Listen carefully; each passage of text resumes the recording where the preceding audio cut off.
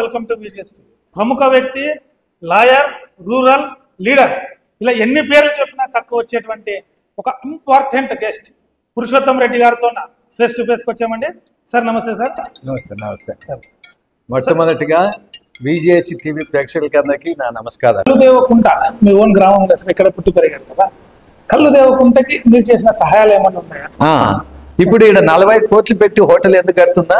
మూల గ్రామం ఇక్కడ ఎందుకు కడుతున్నానంటే 150 మందికి ఉద్యోగాలు వస్తాయి. అందరికి ఉద్యోగాలు వస్తే చాలా నా కోరిక, నా తుది కోరిక అదే. ఇంకే నెల్సన్ మండేలా ఏమన్నాడు, ఆయన ఒక వ్యక్తి చనిపోయినప్పుడు ఆ పక్కనున్న ఆయన శవం పక్కనున్న ఆయన అనాలంట, అయ్యో ఇలా బతికుంటే బాగుండే అనాలా. ఈ ముండాకొడుకు పోయిందే మేలంటే మనం ఎందుకు పుట్టినట్లా, ఎవరి కోసం పుట్టినట్లా. వైఎస్ఆర్సీ ప్రభుత్వం ఉన్నప్పుడు ఈ కౌతాలం పేటలో ప్రతి గ్రామంలో జెండా ఎగరేశారంట. అక్కడ చాలా అడ్డంకులు కూడా వచ్చాయంట. నేను బీజేపీ జాయిన్ అయిన తర్వాత ఇక్కడ బీజేపీ ప్రతి గ్రామంలో జెండాలు ఎగిరేయటానికి పోతే జగన్మోహన్ రెడ్డి ప్రభుత్వంలో చేయని అదాచకం లేదు. ఇక్కడ మేము జెండాలు కట్టి బీజేపీ సిద్ధాంతాలు చెప్పుకుంటామంటే కట్టలు పగలగొట్టినారు, జెండాలు చించినారు, తలలు పగలగొట్టినారు. ఎక్కడ పగలగొట్టినారు? ఉదుకుందిలా తల పగలగొట్టి, వెంకటరెడ్డి పెన్లాంను కొట్టి, ఇంకా చాలా చోట్ల చేసినారు. అట్లా ఏంది ఇదంతా అని. ఇదంతా అప్పుడు మంత్రాలయం ఎమ్మెల్యే బాలనారెడ్డి గారికి తెలుసు. బాలనాగిరెడ్డి అని కాదు, బాలనాగిరెడ్డి అని ఆయన ఒక వ్యక్తి అంతే. సమాజంలోనే ఉంది అట్లా, సమాజంలోనే ఉంది. ఒక బాలనాగిరెడ్డి ఎందుకు, అందరు ఇదే పని చేస్తారు. ఇక్కడ ఉన్న రాజకీయ నాయకుల్లో కాంగ్రెస్ ఉంటే కాంగ్రెస్, వైసీపీ ఉంటే వైసీపీ, టీడీపీ ఉంటే టీడీపీ. ఎవడు అధికారంలోకి వస్తే వచ్చిన ప్రతి విధవ బీదోళ్ళని సతాయిస్తున్నాడు, అమ్మాయికుని సతాయిస్తున్నాడు, పక్కన ఆస్తులు దోచుకుంటున్నాడు. క్లబ్బులు నడపల్లా, మటకాలు నడపల్లా, డౌన్ పైసలు దండుకో వద్దని అంటం లేదు. నువ్వు సంపాదించు, నీతిగా సంపాదించు, నిజాయితీగా కానీ ఇట్లా ప్రజల మీద పడి దోచుకుంటామంటే ఏదో ఒక రోజు వస్తుంది, వాళ్ళు ఎదురు తిరిగే తీరుతారు రాజకీయ నాయకులు. సరే, అయితే టీడీ ప్రభుత్వం అంటే కుటుంబ ప్రభుత్వం ఇక్కడ ఇప్పుడు కూడా నాయకులు దోచుకుంటున్నారా? ఇప్పుడు ఇక్కడ ప్రభుత్వాలకు సంబంధం లేదు, పార్టీలకు సంబంధం లేదు. ఇది ఇక్కడ ఏమైతుందంటే ఇప్పుడు గెలిచిన ప్రతి ఎమ్మెల్యే, ఇప్పుడు గెలిచిన ప్రతి ఎంపీ, ఇప్పుడు గెలిచిన ప్రతి మినిస్టరు, ప్రతి చీఫ్ మినిస్టర్ పార్టీలు మార్చలేదా? ఎందుకు భావిస్తున్నాను? పార్టీకు ఎమ్మెల్యే టికెట్ కానీ ఇంకో పదవులు రాకపోవడానికి కారణం మీ మాట తీరు, అవతల వ్యక్తి నోటికొచ్చినట్టు మాట్లాడతారు. అందుకే పురుషోత్తం రెడ్డి గారికి పదవులు ఇవ్వడం లేదు. అది కరెక్ట్ అంటారా? కరెక్టే. నాకు కరెక్టే, నాకు ఇష్టం కూడా లేదు. అధికారం కోసము నేను మార్చుకోలేను కదా, అధికారం కోసం నా వ్యక్తిత్వం చంపుకోలేను కదా, అధికారం కోసం నేను ఎవరి దగ్గర నేను అడుగుతా గానీ అడగ తినలేను కదా. టికెట్ కావాలన్నా, పదవి కావాలన్నా అది వస్తే మనకు మంచిది, కానీ దానికోసం ఎవరిని కాళ్ళలో పట్టుకొని ఎవరిని మెహర్బానీ కోసం నేను దాచుకున్నా. నాకు సెక్రటరీ కావాలా, జనరల్ సెక్రటరీ కావాలా, ప్రెసిడెంట్ కావాలనే కోరిక లేవు. దాని కొరకు నేను ఎవరిని అడగను, వాళ్ళ కాళ్ళు పట్టుకోను, వాళ్ళ ఎంబడి పోను. అది నా సిద్ధాంతం. అది దాన్ని ఎవరు మార్చలేదు, మాలను కూడా ఈ ఏజ్లో ఇంకా మారాల్సిన పని లేదు. చుట్టూ ఉన్న ఎమ్మెల్యేలు ఆదోన్ అయితేనేమి, ఎమ్మెల్యేలు అయితేనేమి, గుంటకల్ అయితేనేమి, సో ఈ మంత్రాలయం అయితే ప్రజలు ఎవరైనా సరే ఎమ్మెల్యేలకి కొడుకులు కానీ ఎమ్మెల్యేలు కానీ అరెస్ట్ చేస్తే మీ దగ్గరికే వచ్చేవారంట. ఇది వాస్తవమేనా? వాస్తవం అంటే ఇప్పుడు ఎవరినో ఎందుకులే, మీ ముదుకప్ప మీద ఒక ఫాల్స్ కేసు పెట్టారు వైసీపీ వాళ్ళు. ఫాల్స్ కేసు ఎవ్రీబడి, ప్రతి ఒక్కరికి తెలుసు అది ఫాల్స్ కేసు అని. మరి ఇంతమంది రాజకీయ నాయకులను ఎవరన్నా వచ్చినారా? నేను వచ్చిన పబ్లిక్ మీటింగ్ పెట్టాం. ఒక విలేకరు మీద తప్పుడు కేసు పెట్టి వాడు ఎవడో వెధవ వైసీపీ నాయకుడు చెప్పినాడని ఒక తప్పుడు కేసు విలేకరు మీద పెడితే ఇది ఎక్కడ న్యాయం అని పబ్లిక్ మీటింగ్ లో చెప్పిన. ఇది చాలా తప్పు, ఇది ప్రభుత్వాలకు సంబంధం లే. బీజేపీ వాడు చేసిన తప్పే, కాంగ్రెస్ వాడు చేసిన తప్పే, వైసీపీ వాడు చేసిన తప్పే. అధికారం ఉంది కదా అని ఇష్టం వచ్చినట్లు చేస్తే మాత్రము ప్రజలు సహించదు. ఫైట్ డిఫరెంట్ సార్, వేరే పార్టీలకి బీజేపీకి వ్యత్యాసం చాలా ఉంటుంది. అందుకే కదా నేను బీజేపీ జాయిన్ అయింది. మొన్న చాలా ఒక సాధారణ కార్యకర్తకు కూడా రాజ్యసభ ఇచ్చినట్లయింది. అందుకే బీజేపీలో నరేంద్ర మోడీ కాదు, ఆయన జీవితకాలంలో అనుకునేడు ఆయన ప్రధానమంత్రి అయితా, ముఖ్యమంత్రి అయితా అని. మరి ఎట్లయినాడు? టీ అమ్ముకునే వ్యక్తి ప్రధానమంత్రి అయినాడు. ఎట్లయినాడు? బీజేపీ పుణ్యమాని అయినాడు. అదే కాంగ్రెస్ పార్టీ తీసుకోండి, 47-48 సంవత్సరాలు ఈ దేశాన్ని ఒకే కుటుంబం పరిపాలించింది. సిగ్గు ఎగ్గు లేకుండా మళ్ళా రాహుల్ గాంధీ ఆ రాజ్యాంగం పట్టుకుని, ఆ రాజ్యాంగంలో ఏముందో చదవలేదు కానీ బుక్ మాత్రం పట్టుకుంటాడు. సాయిరెడ్డి గారు కావచ్చు, బాలనాగిరెడ్డి గారు కావచ్చు, వీళ్ళందరితో అత్యంత సన్నిహితంగా ఉంటారు. బట్ ఇది వ్యక్తిగతంగా ఎలా ఉంటుంది సార్ మీకు సంబంధం? చూడు, they are 2 things. Personal life ఏది, పొలిటికల్ లైఫ్ ఏది. నాకు బాలనాగి రెడ్డి అయినా, సాయి ప్రసాద్ రెడ్డి అయినా, ఇంకో రెడ్డి అయినా వ్యక్తిగతంగా మాకేం లేదు. కానీ రాజకీయం వచ్చేటప్పటికి నా పార్టీ నీ పార్టీ, నీ పార్టీ నీ పార్టీ, అదే జరిగింది. సేమ్ అదే నువ్వు అడిగిందే జరిగింది. వైసీపీ గవర్నమెంట్లోన జగన్మోహన్ రెడ్డి ముఖ్యమంత్రి, సాయి ప్రసాద్ రెడ్డి ఎమ్మెల్యే కదా. ఇష్యూలో జెండా ఎగరేస్తా వద్దు మామ అన్నాడు ఫోన్లో. ఎందుకు సాయి అన్న? వద్దు మామ, అది ఫ్యాక్షన్ లేదండి. ఫ్యాక్షన్ లేదైతే నాకేం సంబంధము, బీజేపీ జెండా ఎగరేందుకు ఫ్యాక్షన్కి ఏం సంబంధం సాయి అన్న అంటే, లేదు మామ పోతే గొడవలు అవుతాయని. అయితే గొడవలు అయితే ఎట్లా అవుతుంది, నేను పోకపోయినా అవుతుంది, పోయినా అవుతుంది అంటే కాదులే, అయ్యేదుంటే ఎట్లా అవుతుంది అని అన్న. అట్లా కాదు మామ, పోలీసు వాళ్ళతో ఇబ్బంది అవుతుంది. పోలీసు వాళ్ళు నేను చూసుకుంటా అంటున్నా కదా, నీకేం బాధ అన్న. లేదు మామ, పోతే మాత్రం బాగుండదు అన్న. ఈ మాట అన్నావు కదా, కరెక్ట్, బాగుండదు కదా, నీకు బాగుండదా నాకు బాగుండదా అన్న. అంటే అట్లా కాదు మామ, అట్లా పోనీ ఒక పని చేస్తాం సాయి, జెండా ఉందా లేదా అన్న. ఉంది అన్నాడు. టీడీపీ జెండా ఉందా లేదా అంటే ఉంది అన్నాడు. కాంగ్రెస్ జెండా ఉందా లేదా అంటే ఉంది అన్నాడు. మరి ఇంటి ఉంటే మా పార్టీతో వద్దంటావు నువ్వు? నీ జెండా పీకే ఇస్వీకి పోను. నీ జెండా ఉంటే నా జెండా ఉండాల్సిందే బీజేపీని. నువ్వు వైసీపీ, నేను బీజేపీ, అంతే మాట్లాడుతున్నాం తప్ప ఇక్కడ మామాలతో సంబంధం లేదని చెప్పి పోయి జెండా ఎగిరేసిన. పోలీసు వాళ్ళు వచ్చినాయి, ఎవరు వచ్చినా కూడా ఈ దేశంలోన ఎక్కడైనా పోయి రాజకీయ సిద్ధాంతం చెప్పుకోవచ్చు, రాజకీయ పార్టీ ప్రణాళిక చెప్పుకోవచ్చు, రాజకీయంగా మేము ఏం చేసినామని చెప్పుకునే హక్కు ఒక రాజ్యాంగం కల్పించింది తప్ప సాయి ప్రసాద్ రెడ్డో, బాలనాగి రెడ్డో, ఇంకో రెడ్డో కలిగించింది కాదు. గుంటకల్ ఎమ్మెల్యే గారు, అప్పటి ఆలూరు మంత్రి గుమ్మనూరు జయరాం గారు, వాళ్ళ అనుచరులు మీకు ఫోన్ చేసి వార్నింగ్ ఇచ్చినారు, వాళ్ళందరి మీద మీరు కేసు పెట్టి చేసినారనేసి ఒక వాదన. కరెక్టే. ఇప్పుడు ఆయన గుమ్మనూరు జయరాం నాకు వ్యక్తిగతంగా తెలియదు, ఆయన ఎవరో నాకు తెలియదు. సిద్ధాంతపరంగా నేను హొళగుందుకు పోయినప్పుడు విలేకరులు అడిగినారు, ఇక్కడ గుమ్మనూరులోన పేకాట నడుస్తుంటే ఒక మహిళ IPS ఆమె గౌతమి శాలిని కదా, ఆ మేడం పోయింది అక్కడికి. ఆ పోలీస్ ఫోర్స్ని తీసుకొని పోయి ఆ పేకాట నిలబెట్టడానికి పోతే పోలీసు వాళ్ళని కొట్టారు కదా సార్, అక్కడ మీరు ఏమంటారు అని ఒక విలేకరు చెప్పిన. చూడ, ఒక నేరం జరిగినప్పుడు ఒక వ్యక్తికి 3 రకాలుగా సంబంధం ఉండే అవకాశం ఉంటుంది. ఒకటి అక్యూజ్డ్ గానా, అబెటర్ గానా, అకాంప్లిస్ గానా. ఈ మూడిట్లోన మినిస్టర్ దేని కింద వస్తాడు గుండె మీద చేసుకొని చెప్పమన్నా అని అంటే ఒక విలేకరు ఏం రాసినాడు, మినిస్టర్ని ఉట్ట ముద్దాయిగా చేర్చాలి పురుషోత్తం రెడ్డి డిమాండ్ అని పేపర్లో వచ్చింది. పేపర్లు వస్తే దానికి రసాభాస ఫోన్లు చేసి నన్ను చంపుతాం, మా అన్ననంటావా, మా బావనంటావా, చంపుతాం, నరుకుతాం. అది నాకు అర్థం కాలే. విలేకరు రాసినాడు, ఆయన కరెక్ట్ రాసినాడా తప్పు రాసినా దాని తర్వాత వస్తాం అంటేనే నువ్వు చంపుతా నరుకుతా అంటావా అని చెప్పి ఎక్కడి నుంచి ఫోన్లు వచ్చా మొత్తం లిస్ట్ రాసిన, 25 నంబర్లు రాసిన, వాళ్ళు అన్ని ఏ టైంకి వచ్చింది రాసిన లిస్ట్ అంతా ఇచ్చి పోలీసు వాళ్ళకి ఇచ్చిన. ఈ బెదిరింపు కాల్స్ వచ్చినాయి, ఇంత దౌర్జన్యంగా నన్ను బెదిరిస్తున్నారు అని చెప్పి అప్పుడు మినిస్టర్ గారు ఆయన కేసు రిజిస్టర్ చేయకూడదని ఆయన మినిస్టర్ కదా, నేను మినిస్టర్ సోవాక్ అన్నా, నువ్వు మినిస్టర్ అయితే ఏమంట, నీవు క్లీన్ అని నాకు సంబంధం లేదని చెప్పినాడు కదా ఆ మినిస్టర్. అది ఎవరు చెప్పాలా? పోలీసు వాళ్ళని చెప్పాలి, ఇన్వెస్టిగేషన్ వల్ల, లేదంటే కోర్టు అన్న క్లీన్ చిట్ ఇవ్వాలా. నీది నువ్వే, నేను ప్రతివ్రత, నేను చాలా హానెస్ట్, నేను చాలా నీతిపరుడు, నేను మోసం చేయలేదు. పోలీసు వాళ్ళు ఇన్వెస్టిగేషన్ లో తెలుస్తారు, కోర్టు విచారణ తర్వాత తెలుస్తుంది. ఈ 2 కాకుండా మంచి నాకు సంబంధం లేదంటే కరెక్ట్ కాదు, అది కోర్టు డిసైడ్ చేయాలని చెప్పి హైకోర్టులో పిల్ చేసిన. అంబేద్కర్ గారు ఇచ్చిన ఆ రాజ్యాంగం వల్ల మనం ఇంత గట్టి మాట్లాడుతున్నా అంటే ఆ మహానుభావుడు ఇచ్చిన స్వేచ్ఛ అది, అంతే తప్ప ఈ చిల్లర రాజకీయాలు చేసే వైసీపీ లాగో ఇంకో పార్టీ లాగో కాదు మాది. No chance. ఎవరన్నా ఏమన్నా అనుకోని ఉండింది ఉన్నట్టు మాట్లాడతా. నా బలం అదే, నా బలహీనత ఏమన్నా కానీ. చాలా మంది అంటారు హార్ష్గా ఉంటాడు కానీ సున్నిత మనస్కుడు, ఎవరో తనకి ఇష్టమైన వాళ్ళకి మాత్రం ఎంత దూరమైనా వస్తాడు. కరెక్టే. ఇష్టం లేకపోతే వాడు కాళ్ళ పట్టుకొని ఏం చెప్పినా కూడా రాడు. అందుకే నా సున్నితము ఎప్పుడు ఉంటుందంటే, ఒక బీదవాడు వచ్చి, ఒక అమాయకుడు వచ్చి, ఒక హోదా లేనివాడు వచ్చి, ఒక పలుకుబడి వచ్చి అయ్యో ఇట్లా అయింది అనేసి నా కంట్లో నీళ్ళు వస్తాయి. తోళ్ళు దగ్గర సున్నితంగా ఉంటా.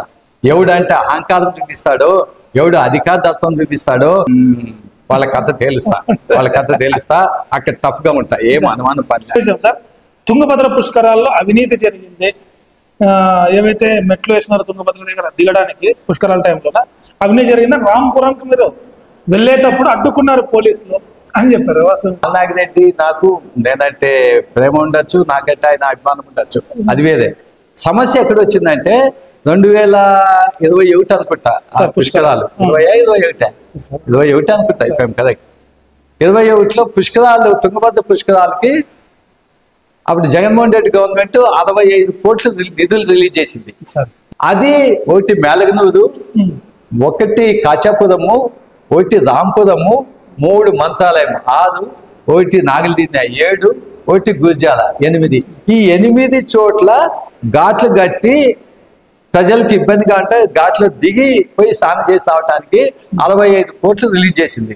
అట్లే ఆ ఘాట్లకు పోవటానికి రోడ్లు ఉంటే రోడ్డు మరమ్మతు చేయటానికి ఇచ్చింది. సరే మేము ఫస్ట్ పోయి మేళగనూరులో చూసినాం, ఘాట్లు కట్టినారు. నిధున్నట్లు మాట్లాడారు, నాకేముంది అవసరం ఏముంది, చూసినాం చూడాలా రాంపురం చూడాలా అన్నాం. మేమేమనలే, చూసి వస్తాము అన్నా. ప్రభుత్వం, జగన్మోహన్ రెడ్డి ప్రభుత్వం, బాలనాగిరెడ్డి ఎమ్మెల్యే చూసి వస్తాము అని పోలీసు వాళ్ళకి చెప్తే ఇదే ఇక్కడే ఈ ఫామ్ హౌస్ ముందే నన్ను అరెస్ట్ చేసి పోవటానికి లేదని. నేనన్నా ఇది ఎక్కడా, ఇది బాలనాగిరెడ్డి ఫోన్ చేస్తాడు, మామ నువ్వు ఒక్కడే రా చూసేస్తాం మన ఇద్దరు పోయి అంటాడు. బాలన్న ఇది నీకు నాకు సంబంధించింది కాదు, ఇది ప్రజలకు సంబంధించింది, నీ పార్టీకి సంబంధించింది, నా పార్టీకి సంబంధించి. నేను అక్కడ వచ్చి చూడాలంటే నా బీజేపీ జెండా ఉంటే వస్తా, లేకపోతే రాను. వ్యక్తిగతంగా వస్తే రేపు నిన్ను నన్నే అంటారు, లాలుచి పడినాను అంటారు. నాకు అపవాదు వద్దు, నేను నా బీజేపీ జెండా పట్టుకొస్తా, చూస్తా కట్టినారా లేదా అని చూస్తా అన్న. లేదు మామ అట్లయితే రావటానికి లేదన్నాడు. రావటానికి లేదు అని నువ్వు అంటే ఒప్పుకోదు బాలన్న, వచ్చే తీరుతా అన్న. సరే మామ మేము కూడా చూసుకో అన్నా. మిమ్మల్ని చూసుకుంటావా? చూసుకో అన్నా. పోలీసు వాళ్ళు ఉంది, లేసా గొడవ అవుతుంది. గొడవ దేనికి అవుతుందండి? మేము బాంబులు తీసుకొని పోతున్నామా, లేకపోతే కత్తులు తీసుకొని పోతున్నామా, లేకపోతే ఆయుధాలు తీసుకొని పోతున్నామా? గొడవ దేనికి అవుతుంది? అది మేము పోయి చూసి వస్తామంటే గొడవ అవుతుందా? ఇది ఎక్కడ కథ అని అనుకున్నాం. మాకు అప్పుడు బీజేపీ రాష్ట్ర అధ్యక్షులు సోమనిదాస్ గారు ఉంటుంది. చూసేస్తాం అంటే పొదంలే అన్నాడు. కట్టాడా లేదా చూడండి, ఇదంతా తిన్నాడా లేదు కాదు, బాలనాగిరి తిన్నాడా, వేదవులు తిన్నాడా, కాంట్రాక్టర్ తిన్నాడా, అధికారులు తిన్నాడా, మేము ఏమనలే. కట్టినాదా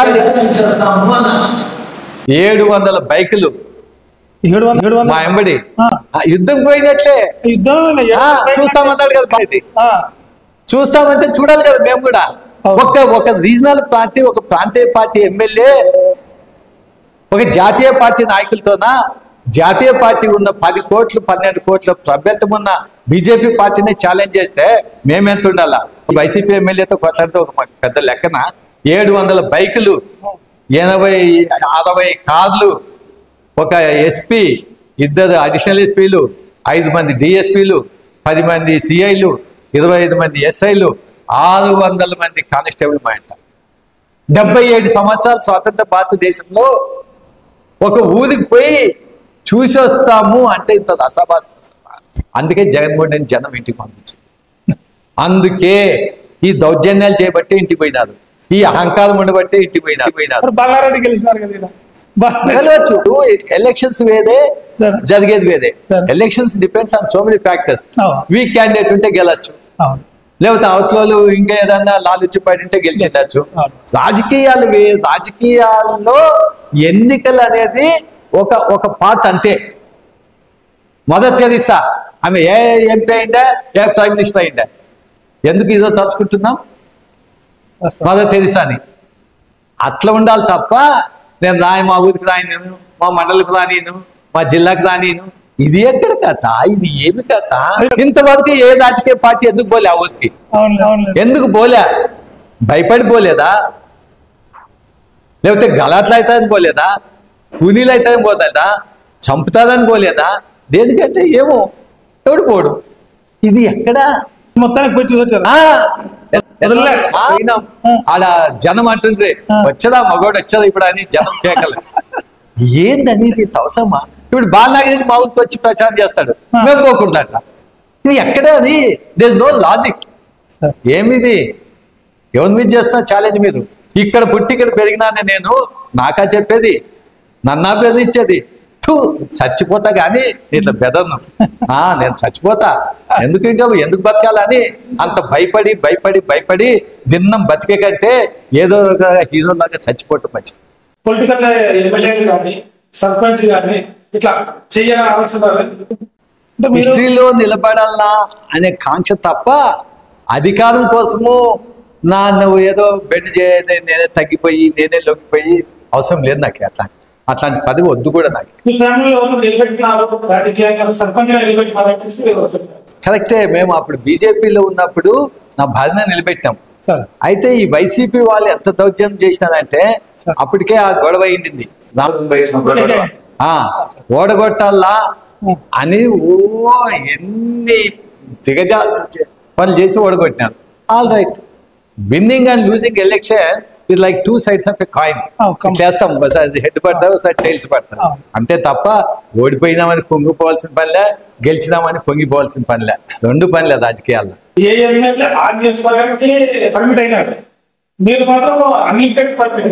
అన్లిమిటెడ్ ఎందుకంటే నాకు మొదటి నుంచి కూడా 1974లో ఫస్ట్ టైం నేను 73 జయాంధ్ర మూమెంట్ లో, అప్పటికే పెద్ద లీడర్ నేను జయాంధ్ర మూమెంట్ లో.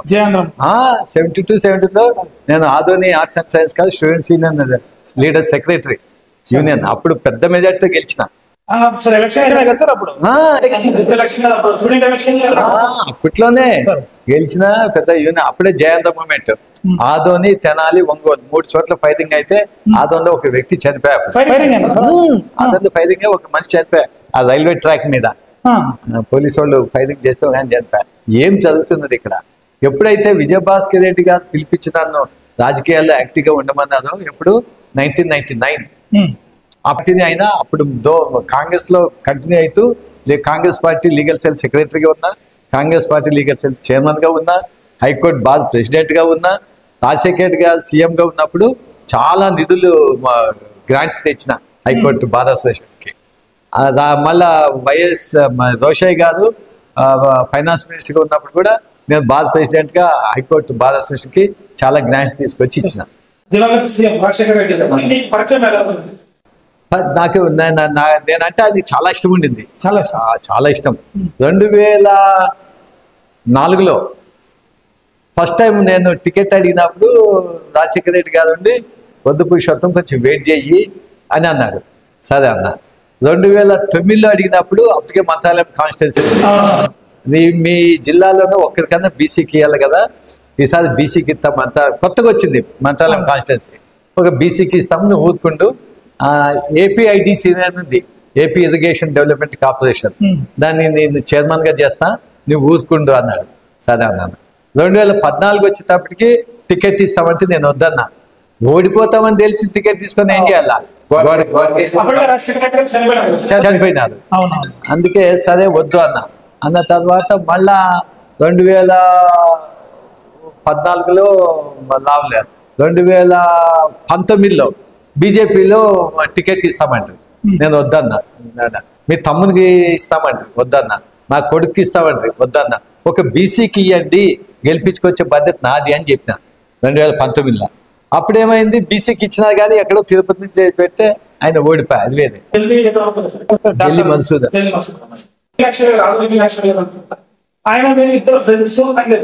చెప్తే కదా, మీనాక్షి నాయుడు, టీజీ వెంకటేష్ వీళ్ళంతా సీనియర్స్ నా కాలేజ్ లో. సీనియర్స్ 4 years నేను ఇంటర్లో ఉండగా వీళ్ళు ఫైనల్ ఇయర్ ఏమో ఉన్నారు. ఇంకా అప్పటి నుంచి కూడా ఫ్రెండ్సే నాకు. ఇప్పటికి నిన్న టీజీ వెంకటేష్ బర్త్డే ఉండే కదా, నిన్న 16వ తేదీ, నిన్న పోయి గ్రీట్ చేసి వచ్చిన. సార్ అసలు మీ విద్యాభ్యాసం ఎలా సాగింది? నాకు 1వ క్లాస్ నుంచి 5వ క్లాస్ వరకు ఇదే ఊళ్ళోనే కల్దేకుంటలో చదువుకున్నా. మళ్ళీ తర్వాత 6వ క్లాస్ నుంచి 10వ క్లాస్ వచ్చి మన మున్సిపల్ హై స్కూల్ ఆదోన్లో చదువుకున్నా, ఆదోని. తర్వాత ఇంటర్మీడియట్ డిగ్రీ వచ్చి ఇప్పుడున్న ఆర్ట్స్ అండ్ సైన్స్ కాలేజ్లో చదువుకున్నా. ఎల్ఎల్బి బళ్ళార్లో వివిఎస్ లా కాలేజ్ అని బళ్ళార్లో లా చేసిన. మీరు టీజీ వెంకటేష్ గారు ఒకేసారి చేసినారనేసి? లేదా టీజీ వెంకటేష్ కాదు, నాకంటే ఒక 3-4 years సీనియర్ కాలేజ్లో. నేను ఇంటర్లో ఉన్నప్పుడు టీజీ వెంకటేష్ గారు ఫైనల్ ఇయర్ ఉన్నారు. Final year degree final year లో ఉన్నాను. మీరు ఇప్పటివరకు చేసిన కేసుల్లో మోస్ట్ సాటిస్ఫైడ్ కేసు ఇది అని చెప్పదగ్గ కేసు ఏదైనా ఉంటుందా? ఉంది. ఒక ఆమె ఇప్పటికీ నాకు గుర్తుంది. ఆమె వరలక్ష్మి అనే ఆమె ఫుడ్ కార్పొరేషన్ ఆఫ్ ఇండియాలో ఆమె భర్త పనిచేస్తుంటే భర్త చనిపోయిన తర్వాత ఈమె ఉద్యోగం కోసం అప్లై చేసింది. స్వీపర్ ఉద్యోగం, ఊడ్చే ఉద్యోగం అప్లై చేస్తే ఆ ఫుడ్ కార్పొరేషన్ ఆఫ్ ఇండియా వాళ్ళు ఉద్యోగం ఇవ్వకుండా ఆమెను బాగా సతాయించినారు. నేను కేసు ఫైల్ చేసిన హైకోర్టులో. కేసు ఫైల్ చేస్తే వాళ్ళు అక్కడికి లేదు ఇవ్వలేము అది ఇది టేకన్ దేర్ ఓన్ స్టాండ్. అల్టిమేట్గా మేము కేసు గెలిచినాం. మీలాంటి సమాజ సేవ ఉండేవాళ్ళు చాలా తక్కువ సార్. అది తక్కువ అని మనం అనలేము కానీ బట్ ఇప్పుడు ఎట్లయిందంటే ఎవ్రీబడి ఈజ్ కాన్షియస్. నాకు డబ్బు ఎంత వస్తుంది, నువ్వు ఏ వ్యక్తిని కలిసినా ఏం చేస్తున్నావు ఎంత వస్తుంది, ఏం చేసినావు ఎంత వస్తుంది. అందుకే ఇప్పుడు లేటెస్ట్ ట్రెండ్ ఏమంటే ఇప్పుడు లేటెస్ట్ ముఖ్యంగా యంగ్స్టర్స్ లో my money is my money, your money is our money అంటున్నారు. నా డబ్బు నీ డబ్బు మన ఇద్దరు అంటున్నాడు. ఏముంటుంది అడ్వకేట్కి ఎట్లా చేయాలా? ఈ జడ్జీల్లో కూడా కొంతమంది తమాషా అయిన వాళ్ళు ఉంటారు. తెలివి తక్కువ ఉంటారు కానీ పోజ్ ఎక్కువ పెడుతుంటాడు. అట్లా వాళ్ళని కొంచెం చూడాల్సిందే. తెలివి తక్కువ ఉంటే తెలివి తక్కువ ఉందని ఒప్పుకుంటే వాడు మహానుభావుడు. తెలివి తక్కువ ఉండి ఎక్కువ ఉన్నట్లు ప్రవర్తిస్తాడు చూడి మనకు అహంకారం ఎక్కువ. తెలివి బాగుండి కూడా బాగుంటాడు చూడి చాలా ఉన్నతమైన వ్యక్తి. 3 రకాల దాంట్లో తెలివి లేకుండా ఉంటే పర్లే, తెలివి లేకుండా తెలివి ఉన్నట్లు పోజు పెడితే మూర్ఖుడని లెక్క. తెలివి ఉండి కూడా లేనట్టుంటాడు వాడు మహానుభావుడు. మనం ఏ కేటగిరీ అని మనం ఆలోచించుకోవాలి. లెజెండరీ వాయిస్ మీరు విన్నారు కదా, లెజెండరీ పురుషోత్తం రెడ్డి గారు. ఆయన వ్యక్తిగత జీవితం అలాగే రాజకీయంగా ప్రజల కోసం ఎంతవరకు చేయించాడు సరే ముందుకు పోయాను అని చెప్పిన సందర్భంలో ఇలాంటి ఇంటర్వ్యూస్ మరికొన్ని చూడాలనుకుంటే సబ్స్క్రైబ్ చేయండి VGST. Thank you for watching.